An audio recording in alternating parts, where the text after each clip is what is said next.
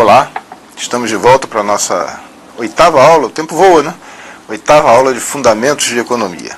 Okay? Hoje nós vamos tratar de um assunto extremamente importante. Nós vamos agora começar a olhar efetivamente qual é a ação do governo para estimular o crescimento econômico, ou ordenar o crescimento econômico. Nós vamos falar sobre políticas macroeconômicas, a política monetária e a política fiscal. Na última aula nós conversamos sobre moeda e inflação, e hoje nós vamos ver como que o governo trabalha sobre isso. Nós vimos que a quantidade de moeda na economia tem uma grande importância, uma grande influência no nível de atividade econômica. Vamos ver como o governo trabalha isso. Temos aqui o nosso diagrama, né, do fluxo circular da renda. Né? Recapitulando, nós temos aqui as famílias que oferecem seus recursos no mercado de fatores e as empresas organizam esses recursos e produzem os bens e serviços que são consumidos pelas próprias famílias. A contrapartida disso é um fluxo monetário. Né? O que as famílias recebem como pagamento pelos fatores que ela coloca à disposição das empresas, elas usam para adquirirem os bens.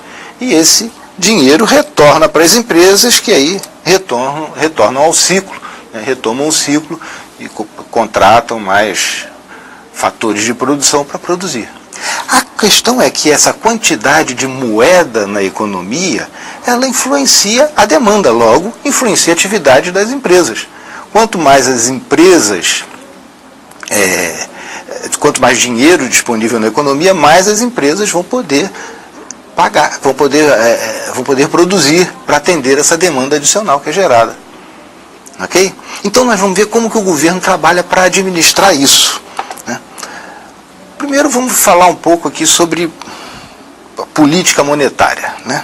A política monetária refere-se a atuação do governo para controlar as condições de liquidez no país, quer dizer, as condições de moeda que existem no país.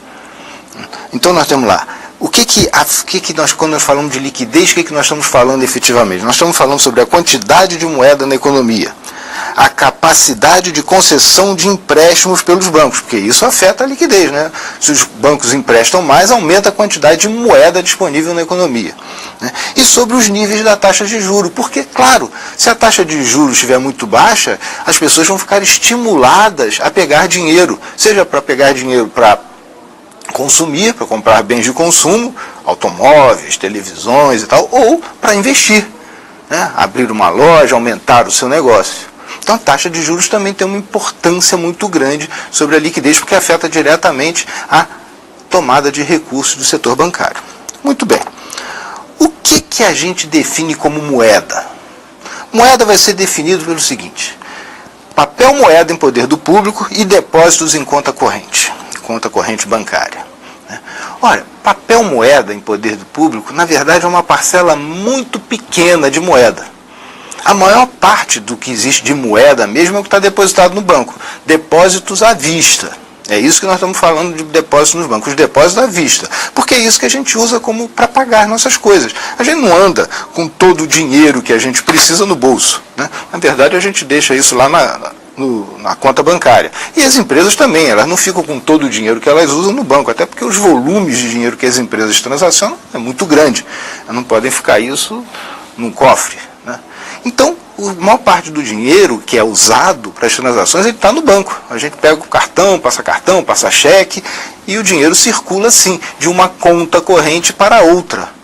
Papel moeda mesmo, esse dinheiro que a gente põe no bolso, é uma parcela pequena, é uma conta que o Banco Central faz e disponibiliza ao público esse papel que a gente usa. Mas não é o grande componente da moeda à vista. Né? A gente chama essa moeda M1, essa moeda à vista que está à disposição do público, que são usados para as transações. Existem outros tipos de moeda, M2, M3, que vão incorporando aí ativos menos líquidos. Por exemplo, M2 inclui poupança. Aí depois vem os fundos de renda fixa e por aí vai. O que interessa para a gente efetivamente é M1, a quantidade de moeda em poder da sociedade, tá? Contando aí as contas correntes, né? Muito bem. o mercado monetário se define pela oferta e demanda de moeda. Esse é o mercado de moeda que a gente quer. Vamos ver o que é aqui cada um desses componentes. A demanda de moeda, a quantidade de moeda demandada pela sociedade é demandada principalmente por quê? Por conta de compra e venda. Nós precisamos de moeda para comprar e vender coisas, né? Fazer operações de compra e venda. Então a gente usa moeda para isso. Essa compra que a gente está falando pode se referir a comprar bens de consumo. Isso movimenta a economia porque estimula as empresas a investirem. E quando as empresas são estimuladas a investirem, o que elas fazem? Elas pegam essa moeda e compram bens de capital para aumentar a sua capacidade de produção. Ok? Então esse é o principal uso que a gente faz e a principal razão de demanda da moeda. Mas também a gente pode querer guardar moeda, ter moeda por precaução. A situação está muito incerta, eu vou guardar a moeda aqui. Posso demandar moeda e deixar a moeda lá debaixo do colchão, né? Ou mesmo não usar a moeda para nada, não vou investir porque está incerto o ambiente, né? Então, por precaução, é outra razão por que se pode demandar moeda. E a outra razão é por especulação. Especulação aqui é no sentido de que você vai esperar um momento adequado para investir o seu dinheiro, num investimento que lhe seja mais interessante. Especular todo mundo faz, tá? É normal, do ponto de vista econômico, todo mundo especula. Quando você escolhe comprar uma coisa mais barata do que a mais cara, você está especulando. Quando você escolhe botar no investimento que pague mais do que um outro que você está especulando. O problema é que a gente associa muito especulação à manipulação de mercado. Mas, de um modo geral, especulação, todos nós especulamos, nesse sentido mais estrito, né, de procurar o melhor negócio para a gente fazer, né, a melhor oportunidade de negócio para a gente. Antônio Silva, professor, essa aula, tudo bem, Antônio? Essa aula é um pouco de continuidade da aula 7, sim, exatamente. Estamos continuando aqui nessa parte monetária. Por isso que nós vimos moeda, conversamos sobre inflação, e agora nós vamos seguir vendo política monetária, como que o governo age sobre a moeda para poder estimular ou administrar a nossa economia. Muito bem, então essas são as razões, a demanda de moeda é composta por isso. Agora, a oferta de moeda, né, é a quantidade de moeda disponível para a sociedade em determinado momento. O Banco Central é o banco encarregado de controlar a oferta de moeda. Esse é o ponto importante. A demanda de moeda, nós todos temos a demanda de moeda. Agora, como é que o Banco Central faz para administrar a oferta de moeda? Dependendo do volume da demanda, qual é a resposta que o Banco Central dá a essa demanda por moeda? É isso que se constitui, na verdade, a política monetária. Vamos lá ver, então. Como que o Banco Central controla essa oferta de moeda? Ele vai controlar pela emissão de papel moeda, mas nós já vimos a questão da emissão do papel moeda em si é uma questão técnica. É uma conta que se faz e se chega a um determinado volume de dinheiro que deve estar em poder do público. Não é a grande questão. Um outro ponto importante em termos de política monetária, quer dizer, que aumenta ou diminui a oferta de dinheiro na economia, são as linhas de redesconto. As linhas de redesconto são linhas que o Banco Central mantém para atender aos bancos comerciais. Ou numa emergência, ou numa linha especial de crédito que o banco precisa para financiar a exportação. Essas linhas de redesconto é nessa relação entre Banco Central e bancos. Essas duas elas são autoexplicativas e por enquanto elas não interessam muito a gente, porque as mais importantes são essas duas seguintes aqui: o percentual de depósito compulsório, reservas bancárias, né, e as operações de mercado. São esses dois instrumentos que o Banco Central dispõe para controlar a oferta monetária e que são os mais usados e que têm mais um efeito mais visível sobre a economia. Vamos ver como funcionam esses dois. Primeiro vamos falar sobre depósito compulsório. Vocês já devem ter ouvido falar nesse termo. É um termo bastante comum nos jornais. A gente vê também chamado de encaixe bancário. Né? Linhas de depósito compulsório ou encaixe bancário. Vamos ver como é que funciona. Suponha que você tem um banco, vamos fazer sempre aquela coisa nossa, né, simplificada, né? Nós temos um banco aqui e alguém pega e faz um depósito de R$200 nesse banco. Quanto que esse banco tem como dinheiro de depósito, né, R$200. Ora, o banco faz isso, ele pega dinheiro, a gente deposita lá, sabendo que a gente não vai usar esse dinheiro toda uma vez, ele pode pegar esse dinheiro e emprestar. Então o banco, vamos supor aqui no nosso exemplo, ele pega esses R$200 e empresta para outra pessoa. Faz um empréstimo de R$100 para outra pessoa. Essa pessoa não vai pegar esses R$100 e tirar do banco, ele vai deixar esse dinheiro depositado no banco. O banco vai passar a ter R$300. Veja só, o banco aumentou a quantidade de moeda disponível na economia. Antes ele tinha R$200 de depósito. Vimos, né? A moeda da economia é a moeda, papel moeda na mão do público, mais os depósitos à vista, né? Antes o banco tinha 200. Quando ele emprestou, ele abriu uma conta agora para outra pessoa e passou a ter 300. É claro que esses 100 vão ser pagos por essa outra, pela pessoa que tomou esse recurso emprestado. Mas o banco agora tem uma quantidade de moeda na economia de R$300. E o banco pode continuar isso indefinidamente. Ele pega esses R$300 e empresta até os 300. E aí vai passar a ter R$600 disponível para fazer essa transação. Para fazer transações na economia. E pode continuar, empresta esses 600 outra vez e vai aumentando indefinidamente. De tal forma que começa a aumentar a quantidade de moeda. Uma forma que pode levar à inflação. Então, o governo, para controlar o que os bancos disponibilizam na economia, ele cria essa figura do encaixe. Ele pega uma parte dos recursos do banco e esteriliza. Diz assim, ó, essa quantidade de dinheiro aqui, 25%, 40%, você não vai poder emprestar. Então, nosso exemplo aqui, ó, desses 300 que o banco tem como depósito, 100 ele vai manter como encaixe, ele não vai poder emprestar, ele só vai poder continuar emprestando 200. Então veja só, se o banco, né, esteriliza uma parte, né, ele diminui a quantidade de moeda ofertada. Então o Banco Central pode controlar essa quantidade aumentando ou diminuindo o encaixe. Se ele aumenta muito o encaixe, o banco tem menos recursos para emprestar. Se ele aumenta esse encaixe, tem menos recursos. Se ele diminui esse encaixe, o banco vai ter mais recursos para emprestar, né? Esse é um dos instrumentos importantes. Vamos ver outro instrumento aqui.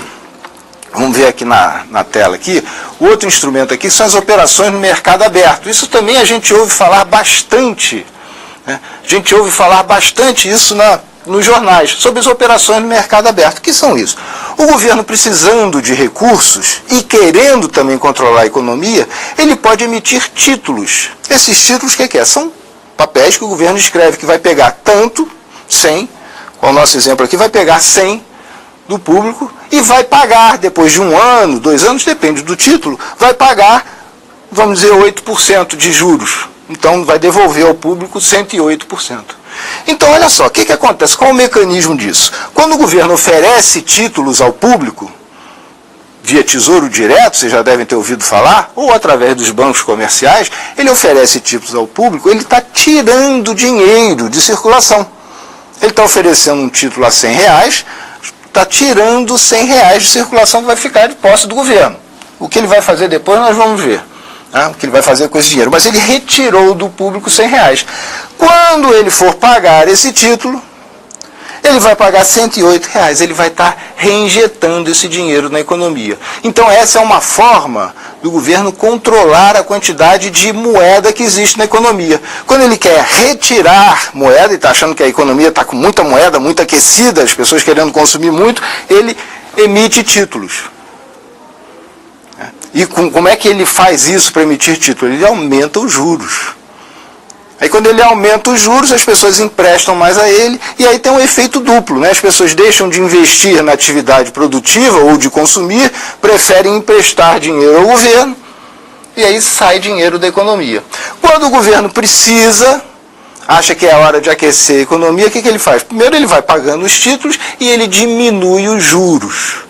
Quando ele diminui os juros, as pessoas emprestam menos ao governo e tem mais dinheiro disponível para consumir ou para investir. Percebe? Isso ocorre de um modo contínuo. Continuamente isso aí está ocorrendo, essa situação vai ocorrendo, então o banco está emprestando e pagando pelos títulos. E esse saldo, né, se no saldo líquido aí, ele está colocando mais dinheiro na economia, quer dizer, ele tá comprando os títulos de volta, né, então ele está aumentando a quantidade de dinheiro na economia. Se ele está, pelo contrário, líquido, em termos líquidos finais, está vendendo mais título do que comprando, ele está tirando dinheiro da economia. Na hora que ele vende o título, as pessoas pagam pelo título, ele tira dinheiro da economia. Ok? Então isso é uma coisa muito importante, porque isso nos traz para a questão da taxa de juros. A taxa de juros é que segura isso. A taxa de juros é a taxa Selic, que a gente tanto ouve falar. É uma taxa que o governo coloca como meta para as transações com esses títulos públicos. O Banco Central, através do Comitê de Política Monetária, determina uma meta para a taxa Selic. E nessas transações com o público, através de ofertas, de leilões que o Banco Central vai promovendo, ele vai procurando controlar, mantendo a taxa em torno do que ele acha que é mais interessante para a economia. A economia está muito aquecida, ele quer dar uma desaquecida, ele eleva essa taxa. Ele quer estimular a economia, ele baixa essa taxa. Então, a taxa Selic ela é definida como a taxa média ajustada dos financiamentos diários apurados no Sistema Especial de Liquidação e de Custódia, Selic, para títulos federais. A taxa Selic ela não é determinada, vai ser tanto. É uma meta que o Banco Central procura alcançar. E ele vai vendo se a tendência é de alta ou de baixa e vai fazendo as correções necessárias. Eventualmente, ele pode aumentar essa taxa ou pode diminuir essa taxa conforme ele sinta o momento da economia. Ok? Então, é assim que o Banco Central vai fazendo política monetária, controlando a emissão de moeda, é a parte menos importante, ele vai controlando as linhas de redesconto, linhas de recursos para os bancos, através do encaixe bancário, esse é o mais importante, bem importante, ele vai controlando quanto que os bancos vão ter disponíveis para emprestar para o público, né, e através da taxa de juros. Que a taxa de juros tem duplo efeito.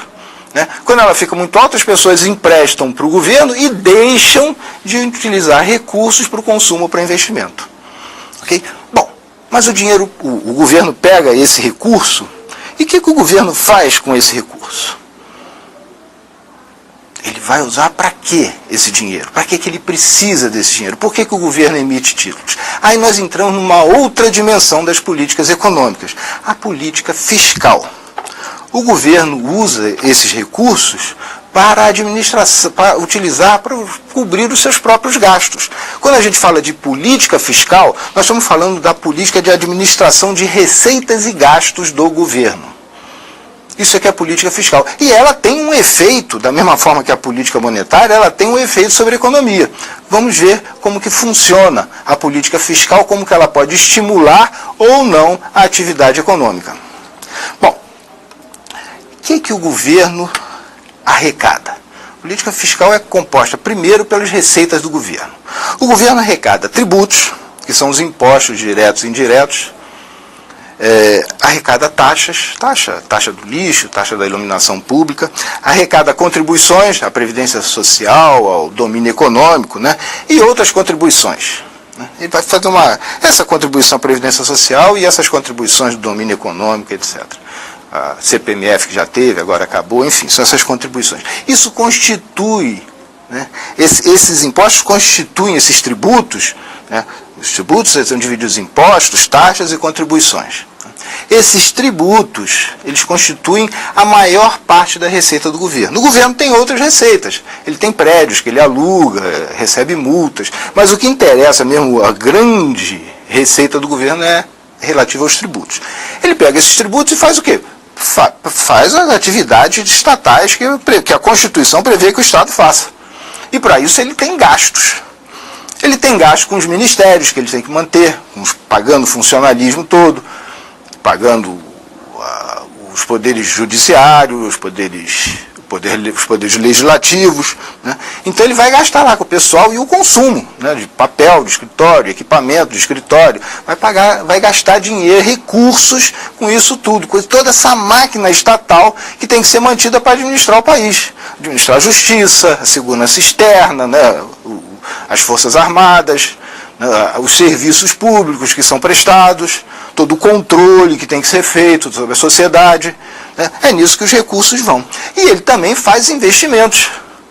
Faz investimentos na área da saúde, investimento na educação, investimentos em energia elétrica, e aí depende do grau de intervenção ou de participação do governo na economia. Nós já vimos aí que tem uma questão, né, nós vamos retomar ela, né, tem uma questão aí de quanto que o governo deve participar da economia. E tudo se liga a essa questão da política fiscal. Ok? Bom, além desses gastos com os ministérios, o governo também vai gastar com transferências à população, tipo Bolsa Família, aposentadoria. O governo vai fazer uma série de transferências, né, através de pensões e tal, para o público de uma forma geral. E vai dar também subsídios às empresas. Aí reduz o imposto para uma empresa se instalar em tal lugar, uma determinada região que se quer desenvolver, tira o imposto para exportação. Enfim, uma série de formas que o governo vai estimular a participação de empresas, além de apoio gerencial direto que dá a muitas empresas para estimular exatamente a constituição dessas empresas e que elas façam negócios, né? Façam negócios, cresçam, empreguem gente, enfim, e estimule o crescimento econômico, já que a nossa economia é baseada no mercado, na empresa privada. Muito bem, então esse é o quadro da política fiscal. Como é que essa política fiscal efetivamente tem efeitos sobre a economia? Essa política fiscal ela pode ser contracionista, quer dizer, o resultado final dessa política vai ser retirar recursos da economia. Ou ela pode ser expansionista, vai ser acrescentar recursos à economia. Quando ela é contracionista, naturalmente a economia diminui a velocidade de crescimento ou até mesmo encolhe, e se for expansionista, aumenta o nível de atividade econômica. Tudo isso, veja só, nós temos aqui, o que está implícito no que eu estou falando é que se tem uma preocupação muito grande com esse aumento ou diminuição da atividade econômica com o nível de inflação, como nós conversamos na última aula. Mas nós vamos chegar nesse ponto aqui só para chamar a atenção para vocês o que a gente está mirando com essa política contracionista e expansionista do governo. É claro que o governo não quer simplesmente encolher a economia a troco de nada, não. O objetivo é sempre crescer, fazer crescer a economia. Mas vamos ver como é que isso funciona. Verdade. Olha só, o nosso esquema de novo. Agora eu tirei a parte de circulação de mercadorias, vamos ficar só com moeda. Tá? Nós temos aqui as famílias, né, fazendo seus gastos, as empresas, né, pegando os recursos da família, e aqui eu estou colocando na família, né, a responsabilidade pelo pagamento dos tributos. Tá? Então vamos lá ver como é que fica essa situação aqui, o pagamento dos tributos.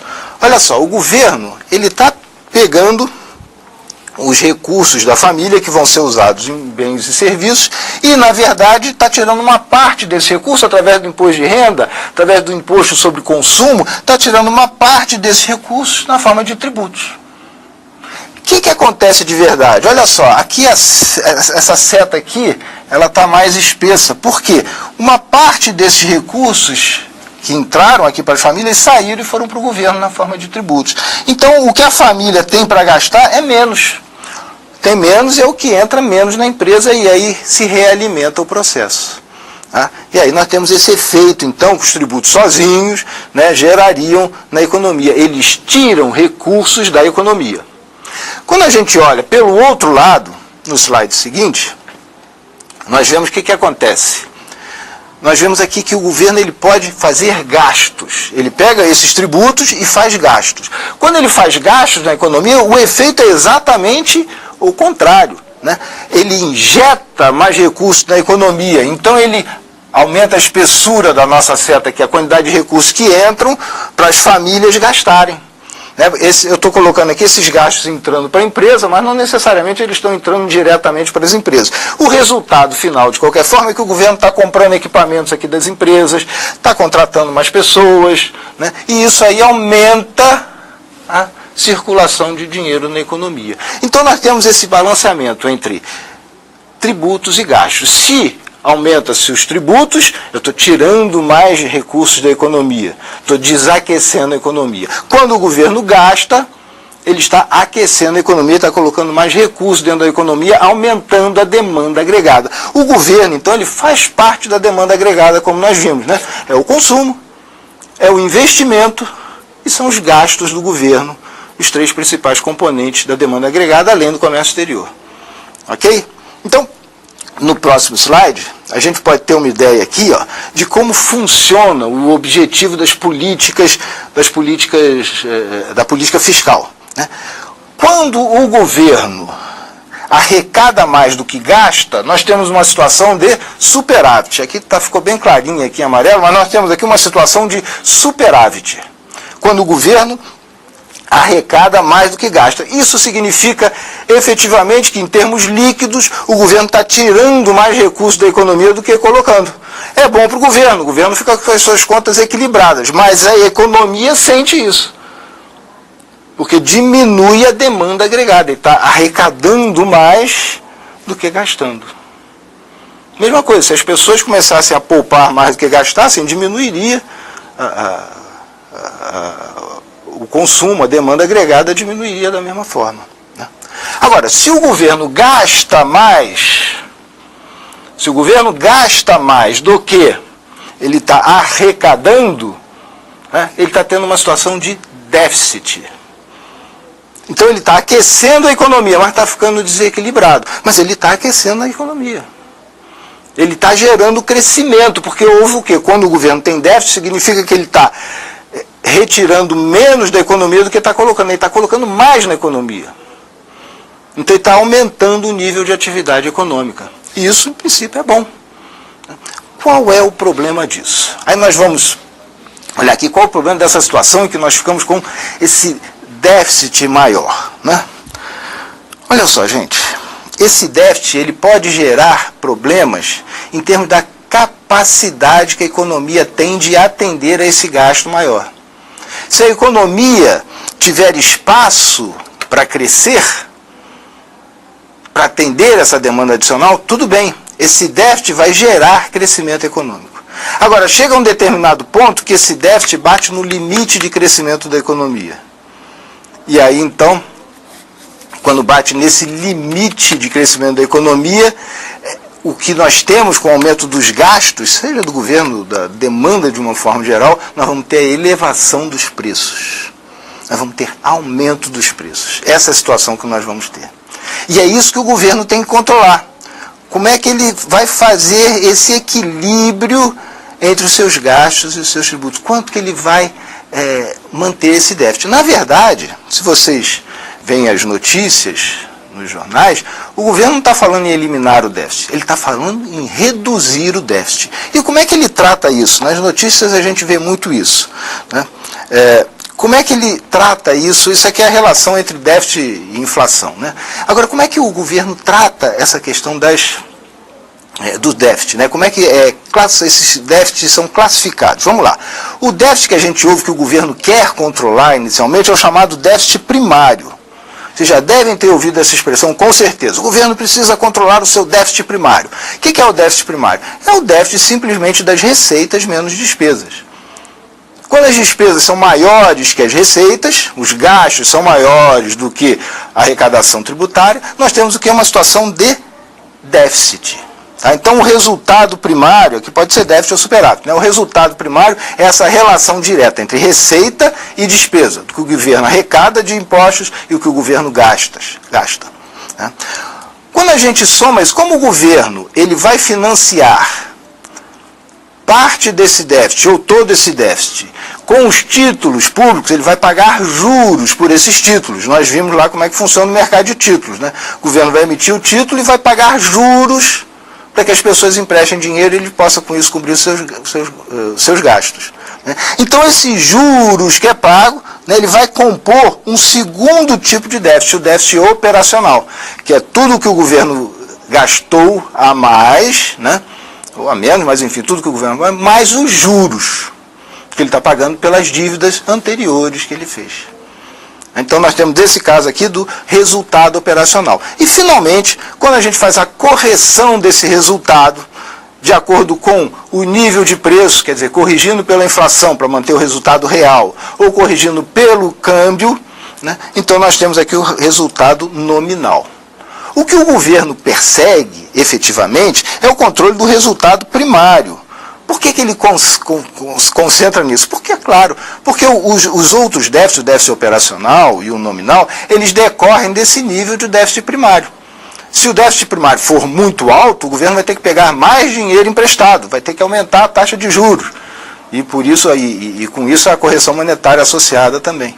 Se o governo tem um déficit menor ou não tem déficit, ele não vai precisar pegar recursos ou cada vez menos recursos. Ok? E aí, então, o resultado operacional vai ser melhor, né? Menor pagamento de juros e de correção monetária por extensão.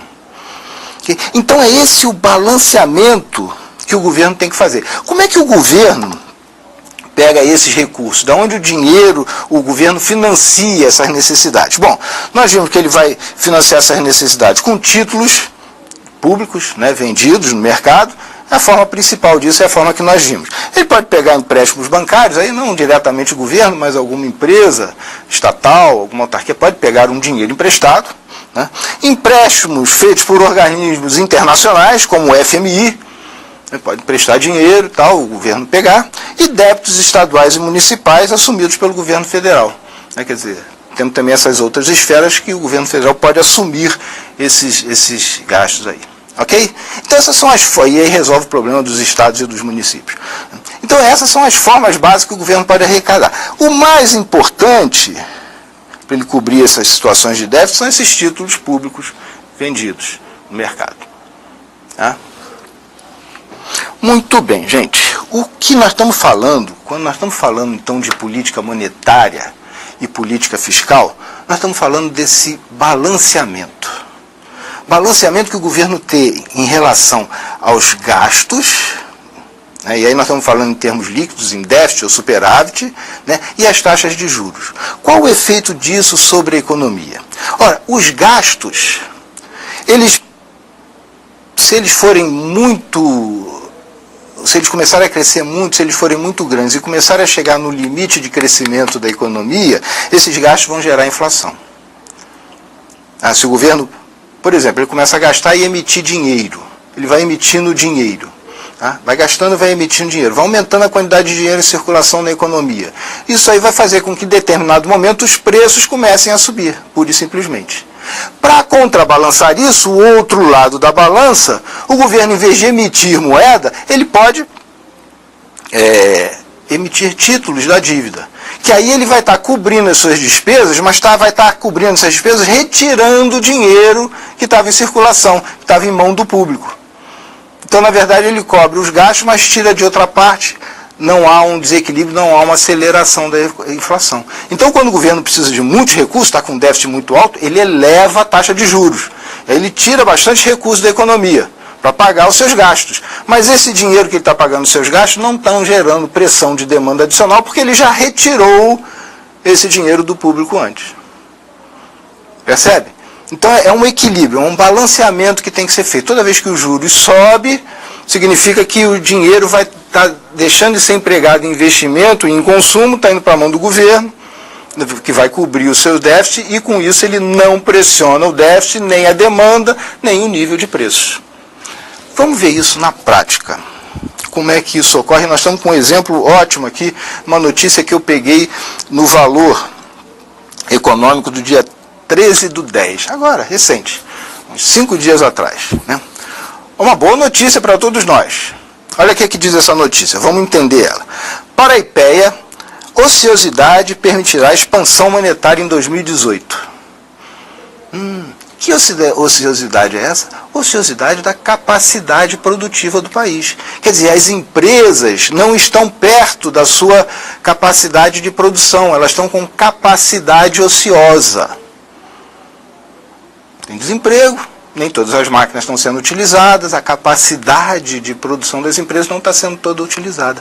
Então isso significa, os técnicos do IPEA, o IPEA é o Instituto de Pesquisa Econômica Aplicada, um instituto do governo, os técnicos do IPEA fizeram o estudo e viram que o fato de haver ociosidade permitirá uma expansão monetária em 2018. Quer dizer, o governo pode aumentar a quantidade de moeda disponível ao público que não vai haver inflação. Esse é o ponto, por conta da capacidade ociosa. Vamos ler essa notícia um pouco mais em detalhe. Eu coloquei essa notícia inteira aqui para que depois vocês pudessem parar a projeção e ler a notícia inteira. Eu vou voltar a ela na 10ª aula. Essa notícia é muito boa, muito ilustrativa de tudo que nós estamos tratando aqui em nossas aulas. Vamos ler essa notícia aqui mais vagarosamente. O grau de ociosidade da economia vai comportar uma política monetária expansionista, olha só, quer dizer, colocar mais recursos monetários na mão do público no próximo ano, sem pressões inflacionárias, mesmo com os níveis ainda abaixo de investimentos. Quer dizer, a empresa não está investindo, aumentando muito a sua capacidade de produção, que é um ponto importante, mas mesmo assim, como tem capacidade ociosa, não vai haver pressão sobre os preços. A avaliação é de José Ronaldo de Castro Souza Júnior, diretor de Estudos e Políticas Macroeconômicas do Instituto de Pesquisa e Econômica Aplicada, o IPEA.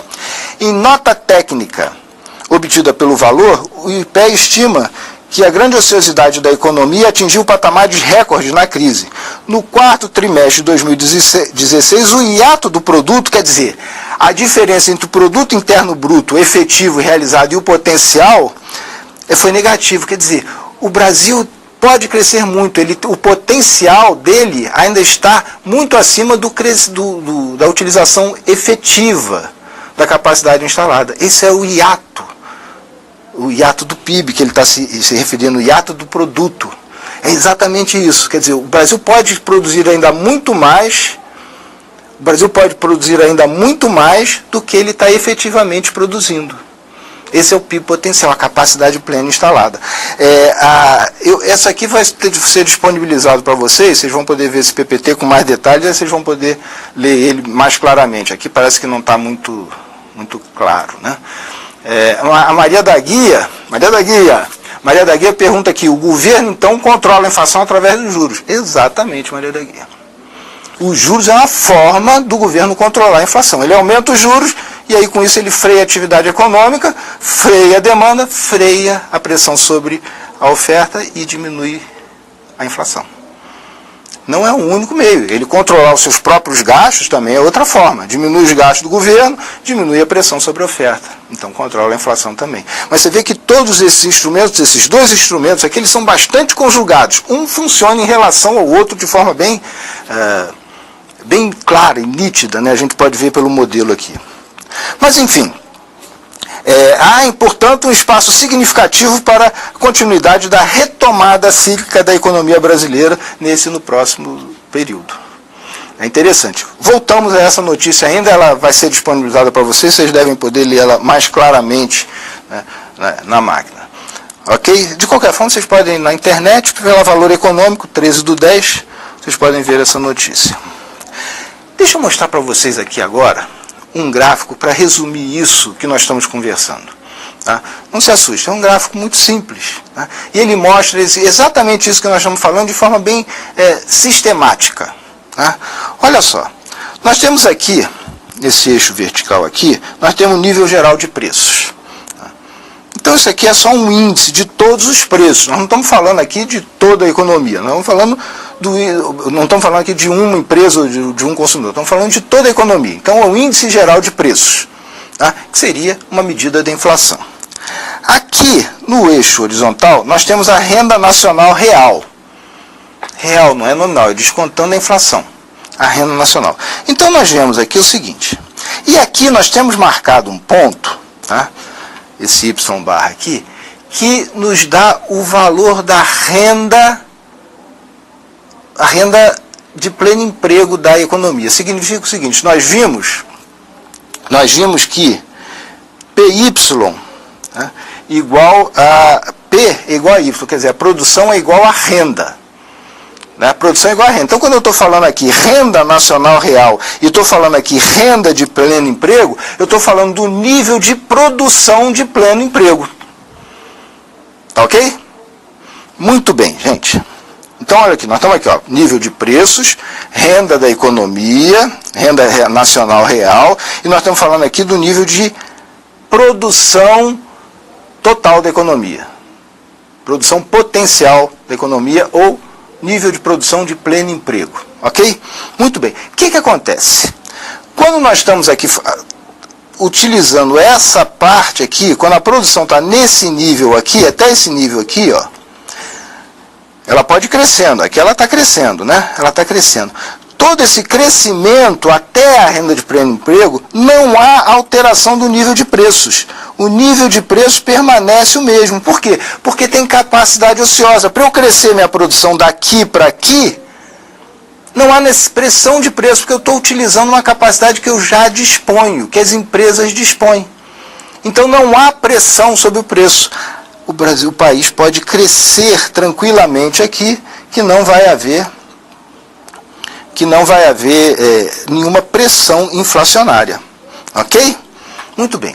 E quando o país chega no nível de pleno emprego? Quando chega nesse nível aqui, olha, não tem como a produção crescer. Ela chegou no seu ponto máximo de crescimento. A partir daqui, todo aumento de demanda que tiver, ele vai levar a uma elevação dos preços. Ó. A demanda não cresce, crescem os preços. A quantidade de bens ofertados e comprados permanece o mesmo. Quando acontece então isso, não sobe, não aumenta a quantidade, aumenta o preço. E aumenta o nível de preço da economia como um todo. Aqui, ó. O preço vai subindo aqui. Percebe? É exatamente isso que o nosso economista lá do IPE está falando. O que ele está dizendo é o seguinte, que nós estamos aqui numa situação mais ou menos por aqui. Então o Brasil pode aumentar a quantidade de moeda, o governo brasileiro pode aumentar a quantidade de moeda, seja reduzindo os juros, seja aumentando seus gastos. O governo pode aumentar a quantidade de moeda na economia que não vai haver inflação. O que vai haver vai ser um crescimento da produção, vai aumentar o emprego, sem inflação. Esse é um período bom, esses são os períodos bons na economia, em que há crescimento, há incorporação de trabalhadores no processo produtivo e não é gerada inflação. Ok? Então eu acho que esse é o quadro, tá? Esse é o quadro aqui que mostra bem essa notícia. Tá? Esse é um gráfico clássico da teoria keynesiana, né? E ele mostra bem o que essa notícia nos mostra. O Brasil agora, depois desse período de recessão, vamos deixar para lá, não vamos conseguir discutir o que aconteceu lá exatamente aqui agora, mas a gente pode olhar para o futuro e ver que há uma perspectiva, de acordo com a opinião desse economista do IPE, de haver um crescimento econômico sem inflação. Ou uma pequena inflação sempre tem, como nós vimos, né, na última aula, uma pequena inflação sempre tem. Eu espero então que essa aula tenha sido boa para você, para entender um pouco mais os mecanismos conceituais que nos ajudam a analisar a realidade que nós vivemos, que nós vemos nos jornais. Na próxima aula, nós vamos falar sobre outras duas políticas econômicas importantes, a política cambial e a política comercial, que também estimulam, aí nós vamos ver outra conjugação de duas políticas muito importantes para estimular o crescimento do país, ok? Então, até a próxima.